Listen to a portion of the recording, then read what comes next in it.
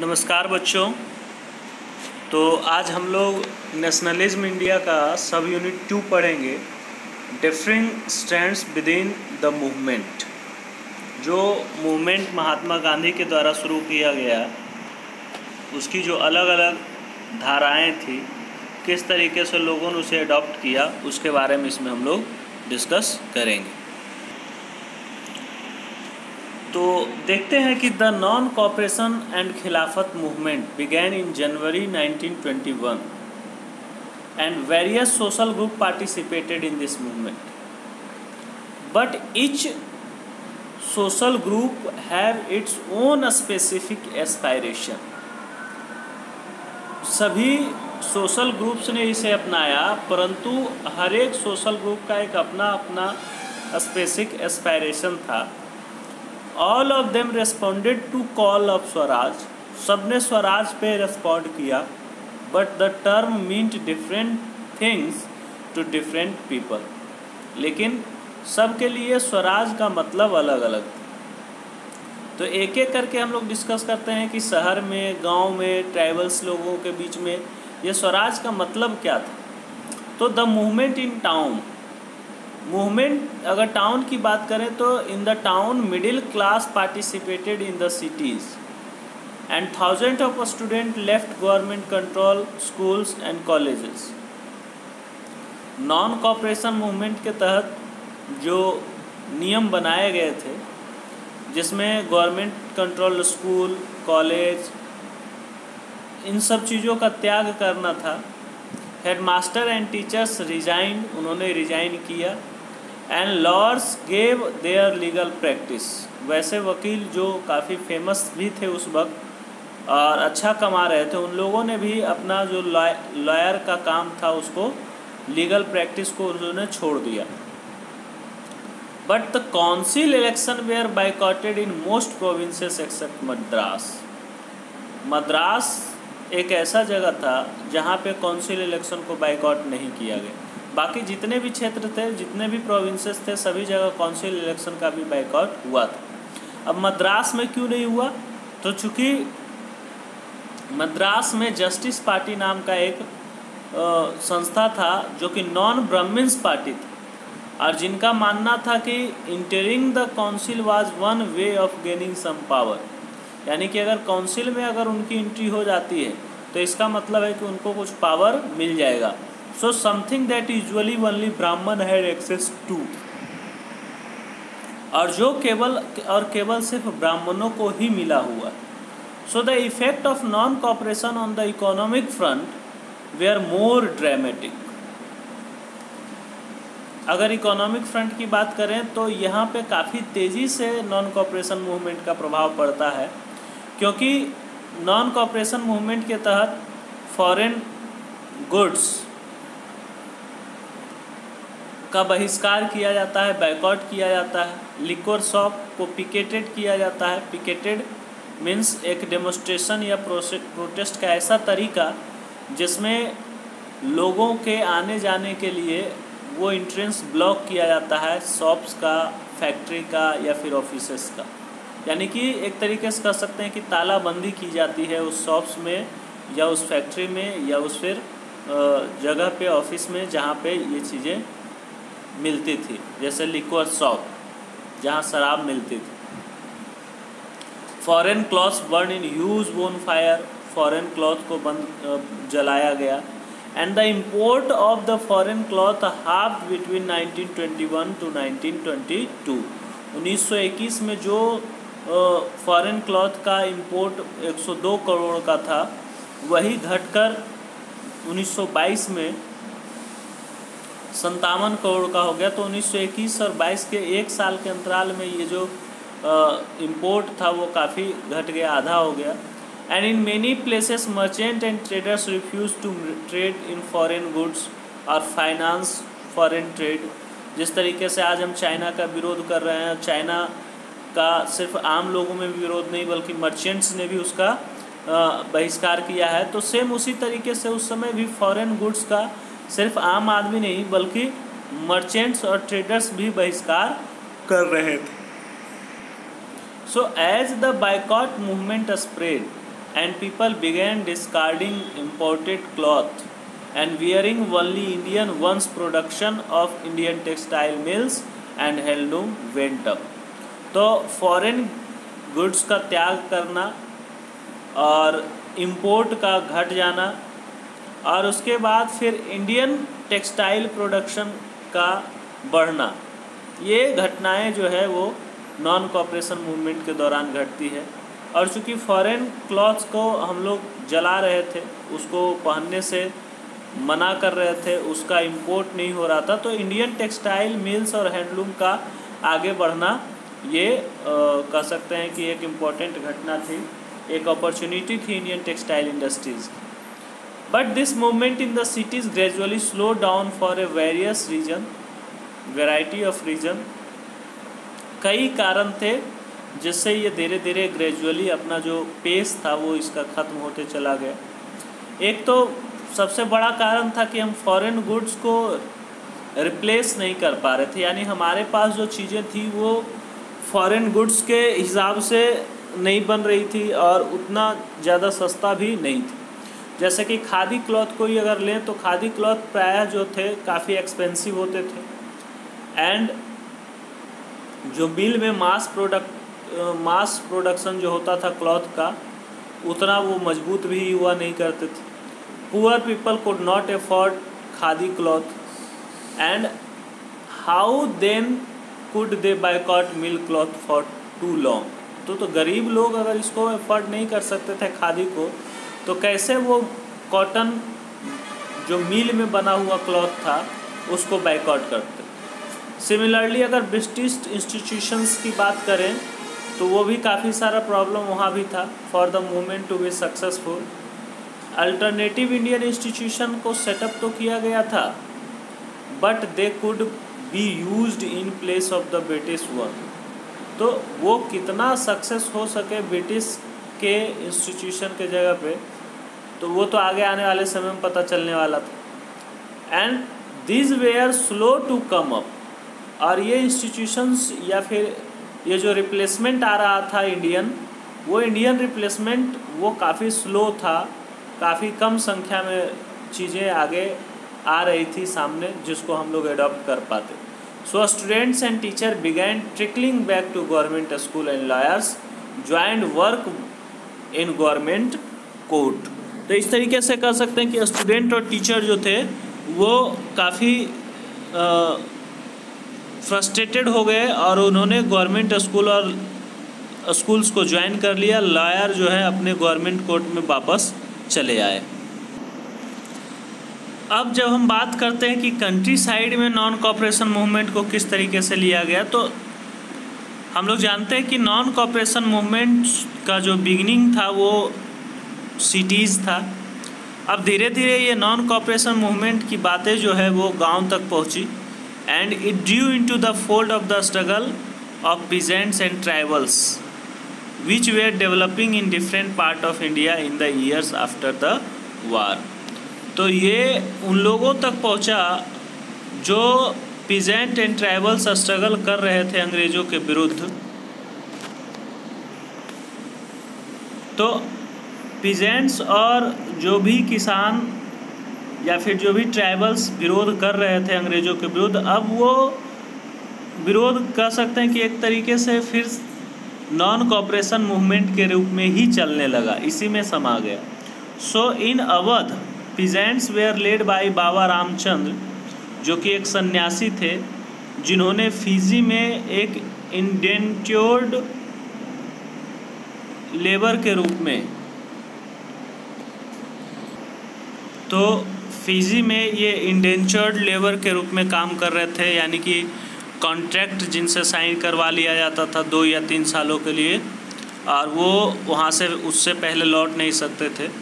So the movement here was against Talukdar and landlords. यहाँ पे जो मूवमेंट हो रहा था अवध में, ये तालुकदार और लैंडलॉर्ड्स के विरुद्ध था। Who demanded from peasant exorbitantly high rent and a variety of other cases. तो कई सारे काम ये कर रहे थे जो तालुकदार या लैंडलॉर्ड्स थे, वो बहुत ज़्यादा हाई रेंट ले रहे थे। कई सारे चीज़ों को सीज कर लिया करते थे। So peasants had to do begar and work at landlords farms without any payment. तो जो ये पीजेंट्स होते थे वो बेगार के रूप में काम करते थे लैंडलॉर्ड्स के ज़मीन पे, एंड जो फार्म्स होता था, इनका जो ज़मीन होता था उस पे बेगार के रूप में काम करने का मतलब है कि उनको इसके बदले में कोई पेमेंट, कोई कंट्रीब्यूशन अमाउंट नहीं दिया जाता था, और ये उनका एक तरीके से कह सकते हैं पनिशमेंट टाइप का चीज़ था, पनिशमेंट के रूप में उनको काम करना पड़ता था। So as tenants they had no security of tenure being regularly evicted so that they could acquired no right over the lease land. यहाँ तक कि जो टेनेंट्स थे उनके काम की कोई सिक्योरिटी नहीं थी, वो प्रायः लगातार उनको वहाँ से हटा दिया जाता था। तो इस तरीके से लीज लैंड पे उनका कोई अधिकार नहीं था, कभी भी लीज लैंड उनके हाथों से छीन लिया जा सकता था।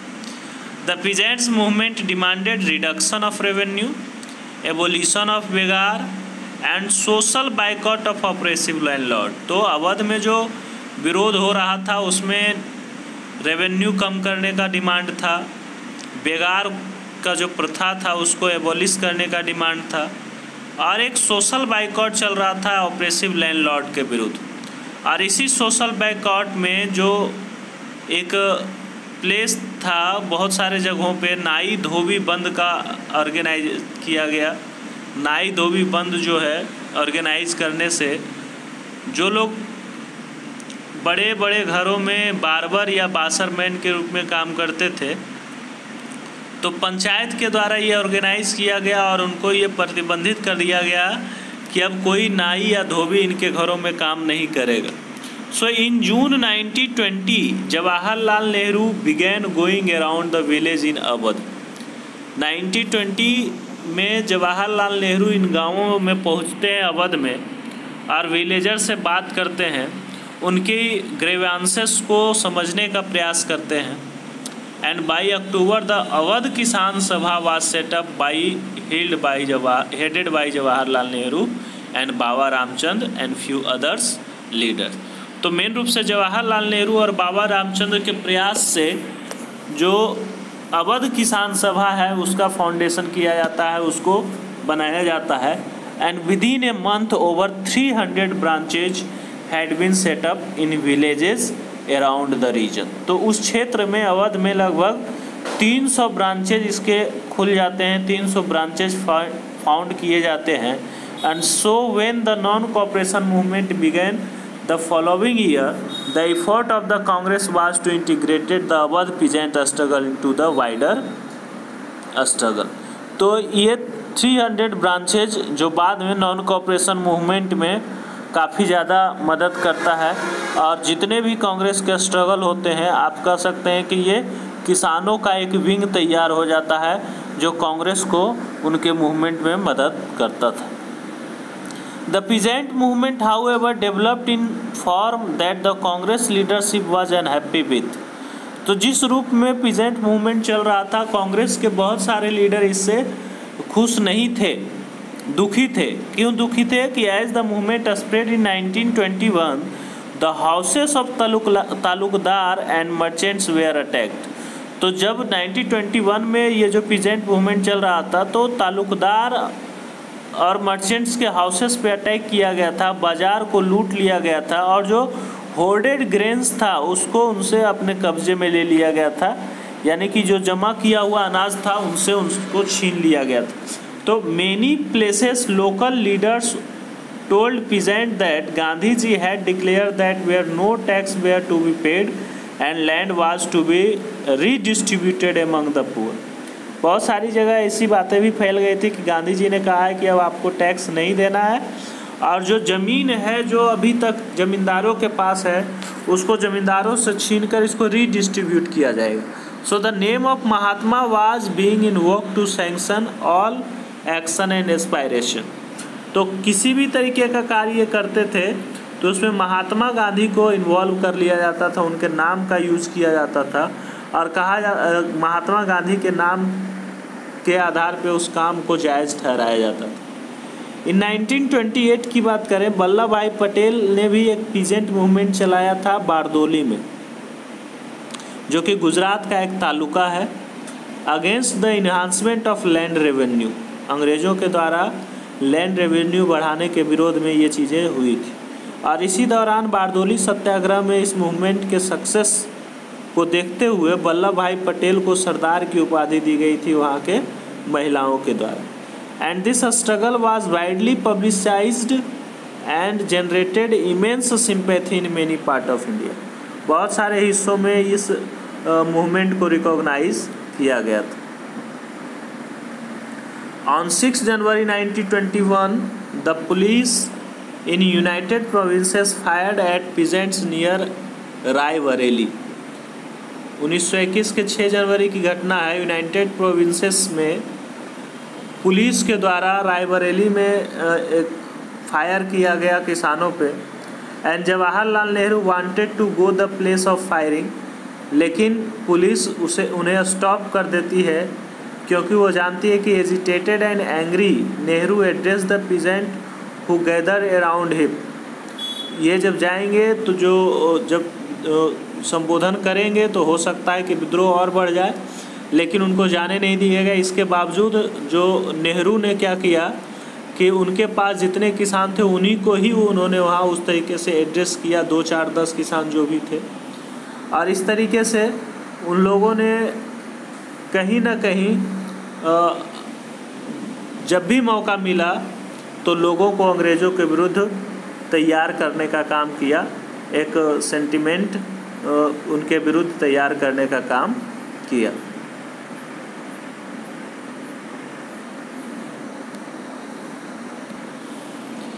ट्राइबल पीजेंट्स की बात करें तो उनका भी एक अलग तरीके से सिस्टम था। ये जो भाग ले रहे थे या पार्टिसिपेट कर रहे थे, इनका पार्टिसिपेट करने के पीछे कुछ अलग एस्पायरेशन था।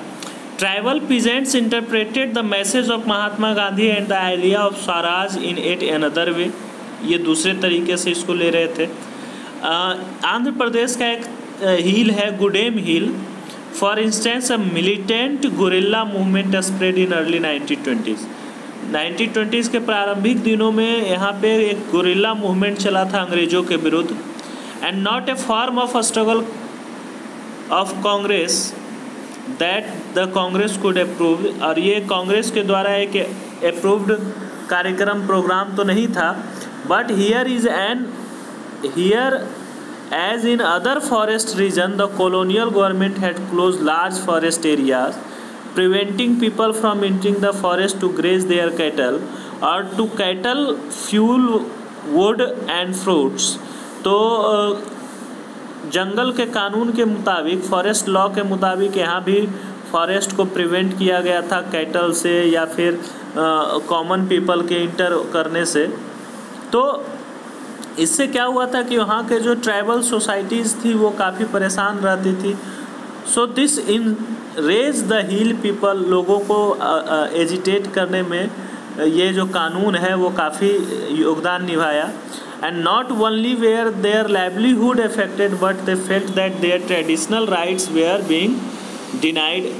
तो देखा जाता है कि इस जंगल के कानून के कारण जो इनका ट्रेडिशनल राइट्स था ये भी काफ़ी ज़्यादा प्रभावित हुआ था।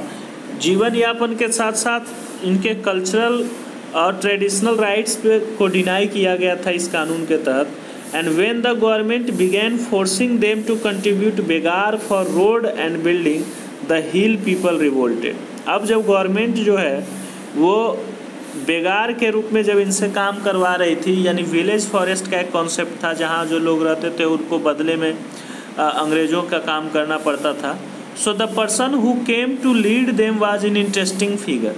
तो इनके बीच जो विरोध हुआ, इस विरोध को लीड करने वाला जो लीडर के रूप में सामने आया वो काफ़ी इंटरेस्टिंग व्यक्ति था और उनका नाम था अल्लूरी सीताराम राजू। वो वैरायटी ऑफ स्पेशल पावर को क्लेम करते थे। उनका कहना था कि वो करेक्ट एस्ट्रोलॉजिकल प्रेडिक्शन कर सकते हैं, लोगों को हील कर सकते हैं, उनको जख्मों को भर सकते हैं, और जो व्यक्ति किसी को अगर बुलेट लग जाए तो भी वो सरवाइव कर सकते हैं, उनसे उनकी मृत्यु नहीं होगी। तो तो captivate by Raju the रिवेल proclaimed that he was incarnation of God. Raju के द्वारा ये किया गया था कि वो गॉड के इनकारनेशन है, भगवान के अवतार हैं। And Raju talk of the greatness of the Mahatma Gandhi, और ये भी महात्मा गांधी के नॉन कॉपरेशन मूवमेंट से काफ़ी इंस्पायर थे, महात्मा गांधी से काफ़ी इंस्पायर थे और नॉन कॉपरेशन मूवमेंट को ये भी सपोर्ट कर रहे थे। And he persuaded people to wear khadi and give up drinking, khadi का यूज़ का ये सपोर्ट कर रहे थे, लोगों को लिक्वर त्यागने के लिए कह रहे थे। But the same time he asserted that India could be liberated only by the use of force. लेकिन इनका जो विश्वास था नॉन वायलेंस में नहीं था, इनका मानना था कि अगर इंडिया को आज़ादी दिलानी है तो वो और केवल एक ही रास्ता है और वो है बाय फोर्स। बिना शक्ति प्रयोग के इसको हम इंडिया को आज़ादी नहीं दिला सकते, लिबरेट नहीं करा सकते। So the Gudem rebel attack police station, attempted to kill British officials and carried guerrilla warfare for achieving swaraj. तो स्वराज प्राप्ति के लिए पुलिस स्टेशन पे अटैक करना, ब्रिटिश ऑफिशियल्स को मारना और गुरिल्ला वारफेयर के तहत ये सारे काम ये लोग करते रहते थे। अंततः Raju was captured and executed in 1924 and over time became a folk hero. आने वाले समय में 1924 में इनको कैप्चर कर लिया जाता है, बंदी बना लिया जाता है और इनको एग्जीक्यूट कर दिया जाता है। एंड ओवर टाइम ये एक फोक हीरो के रूप में काफ़ी प्रचलित होते हैं। फिर उसी तरीके से अगर देखें तो आसाम के एरिया में प्लांटेशन वर्क होता था, जिसमें बहुत सारे लोगों को उड़ीसा, झारखंड, बिहार से पकड़ कर ले जाया गया था। एक कह सकते हैं कि यहाँ भी बंधुआ मजदूर के रूप में इनसे काम करवाया जाता था। तो प्लांटेशन वर्कर्स जो आसाम में काम करते थे, उन्होंने महात्मा गांधी का जो ये स्वराज का कॉन्सेप्ट था, नोशन ऑफ जो स्वराज था, उसको अपने तरीके से लिया। उनको लगा कि प्लांटेशन वर्कर्स के लिए आज़ादी मिल गई है, यानी freedom means that right to move freely in out of the confined space in which they were enclose. जहाँ प्लांटेशन वर्क वो करते थे वहाँ उनको एक ख़ास एरिया में बंद करके रखा जाता था, उससे बाहर वो नहीं जा सकते थे। उससे बाहर जाने के लिए पहले उनको अपने जो प्लांटर्स होते थे, जो मालिक होते थे, उनसे ऑर्डर लेना पड़ता था। Under the inland migration act 1859, ये देखिए उस समय आया था, लोगों को लेबर के रूप में हायर करने के लिए इनलैंड माइग्रेशन एक्ट के तहत प्लांटेशन वर्कर्स को ये परमिशन नहीं दी जा सकती है कि बिना वो अपने प्लांटर्स के परमिशन के वो यहाँ से बाहर जा सकें। So in fact they were rarely given such permission, और वास्तव में इस तरीके का परमिशन, बाहर घूमने का परमिशन इनको कभी कभी ही दिया जाता था। तो जब इनको लगा कि स्वराज आ गया है तो इसका मतलब इनको लगा कि अब इनको परमिशन मिल गया है, कहीं भी ये फ्रीली मूव कर सकते हैं। So when they heard of the non cooperation movement, thousands of worker डिफाइड the authorities and left the plantation and headed home. तो बहुत सारे लोगों को जब नॉन कॉपरेशन मूवमेंट के बारे में पता चला तो उन्होंने अथॉरिटीज़ की अवहेलना की और प्लांटेशन एरिया को छोड़कर अपने घर की ओर चल दिए। So they believe that Gandhi raj was coming and everyone would be given land in their own villages. इसके पीछे एक बहुत बड़ा कारण था कि गांधी राज आज आ रहा है और गांव में जो ज़मीन है वो ज़मीन सबको बांटा जाएगा, सभी के पास इनका अपना ज़मीन होगा। तो अपने ज़मीन की पाने के लालच में ये वहाँ से चल दिए। But they however never reach there destination, लेकिन वो अपने डेस्टिनेशन के पास कभी नहीं पहुँच पाए। क्यों? क्योंकि जब ये वहाँ से चले तो stranded on the way by a railway and steamer strike. तो जब ये अपने घर की ओर चले और जहाँ से इनको कम्युनिकेशन मिलना था वहाँ पहुँचने के बाद इनको पता चला कि रेलवे और स्टीमर ने भी स्ट्राइक कर रखा है नॉन कॉपरेशन के सपोर्ट में, और वहाँ आसपास में इनके पास रुकने का कोई जगह नहीं था। तो ये पुलिस के द्वारा पकड़े गए और इनको बहुत बुरे तरीके से पीटा गया और वापस फिर उसी प्लांटेशन एरिया में आना पड़ा। So the vision of this movement were not defined by the Congress. ये जो विजन था वो कांग्रेस के द्वारा डिफाइन नहीं किया गया था, ये प्रोग्राम कांग्रेस के द्वारा अप्रूव नहीं था, they interpret them term swaraj in their own ways, ये सभी अपने अपने तरीके से वो अपना स्वराज का मतलब निकाल रहे थे, इमेजिन कर रहे थे। So be a time when all suffering and all troubles would be over, जितना भी इनकी दिक्कतें थी, परेशानियां थी, वो सब कुछ ओवर हो जाएगा, ऐसा इनका मानना था कि स्वराज का मतलब होता है कि जितने भी सफरिंग्स हैं, ट्रबल्स हैं, वो सभी खत्म हो जाएंगे। And at when the tribal chanted Gandhi ji name and raise slogan demanding swatantra Bharat, they were also emotionally relating to an all Indian agitation. तो जब भी कभी गांधी जी का नाम लिया जाता था ट्राइबल्स के द्वारा और स्वतंत्र भारत का डिमांड किया जाता था, तो आप कह सकते हैं कि वो सभी इमोशनली रिलेटेड थे ऑल इंडियन एजिटेशन, यानी जो पूरे भारत में अंग्रेज़ों के विरुद्ध एक गुस्सा था, उससे कहीं ना कहीं उनका भी रिलेशन होता था। And when they acted in the name of Mahatma Gandhi और linked their movement to that of the Congress, तो जब भी वो महात्मा गांधी का नाम लेते थे तो कहीं ना कहीं उनका लिंक कांग्रेस के मूवमेंट से बन जाता था। And they were identifying with a movement which went beyond the limit of their immediate locality. तो उनके द्वारा जो भी मूवमेंट चलाया गया, वो आइडेंटिफाई किया गया, वो एक बियॉन्ड द लिमिट था और वो अपने इमीडिएट लोकेलिटी के में ही ज़्यादा से ज़्यादा फैला हुआ था। अब ये नॉन कॉपरेशन लगातार चल रहा था, नॉन कॉपरेशन मूवमेंट। उसी दौरान एक घटना घटी चौरी चौरा में 1922 में। ये जगह गोरखपुर में है, उत्तर प्रदेश का एक छोटा सा शहर है और बहुत बढ़िया शहर है। अभी आप जाएंगे वहाँ तो काफ़ी चीज़ें देखने को मिलेगी। वहाँ एक पीसफुल डेमोन्स्ट्रेशन चल रहा था और बाज़ार से लोग नॉन वायलेंटली गुजर रहे थे प्रोसेशन में। तभी कुछ पुलिस वालों ने क्या किया कि इन पे आक्रमण कर दिया, इनको पीटा और इसके बदले में जो पीसफुल डेमोन्स्ट्रेशन करने वाले लोग थे उन लोगों ने पुलिस पे हमला कर दिया। पुलिस डर से थाने में छुप गई और थाने में पहुंचने के बाद चारों तरफ से इनको घेर लिया गया और उन्हीं के बीच में से कुछ लोगों के द्वारा थाने में आग लगा दी गई और जिसमें लगभग 22 पुलिसकर्मी दरोगा सहित मारे गए। जिससे जब गांधी जी को ये बातें पता चली तो गांधी जी ने हिंसा के आधार पे, हिंसा को लेकर ये बातें जब सामने आई कि यहाँ हिंसा हुआ है, वो भी नॉन कॉपरेशन मूवमेंट के दौरान, तो गांधी जी को काफ़ी दुख हुआ और इन्होंने नॉन कॉपरेशन मूवमेंट को वापस लेने का जो काम है, वापस लेने का जो डिक्लेरेशन है कर दिया। तो इस तरीके से महात्मा गांधी ने नॉन कॉपरेशन मूवमेंट को चौरी चौरा की घटना के बाद इसको वापस ले लिया। तो गोरखपुर में ये घटना घटी थी, गोरखपुर का एक छोटा सा थाना चौरी चौरा।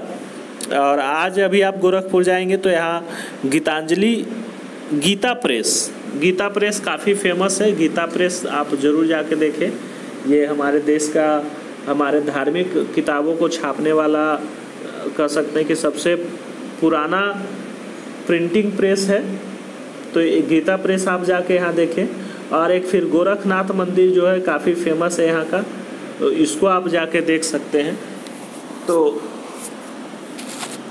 इस तरीके से ये आपका दूसरा सब यूनिट खत्म होता है। फिर इसके आगे हम लोग चलेंगे कि जब नॉन कॉपरेशन मूवमेंट खत्म होता है तो फिर उसके बाद एक नया मूवमेंट गांधी जी के द्वारा लाया जाता है। इस दौरान कौन कौन से कार्य किए जाते हैं तो अगले चैप्टर में हम लोग देखेंगे toward the civil disobedience movement.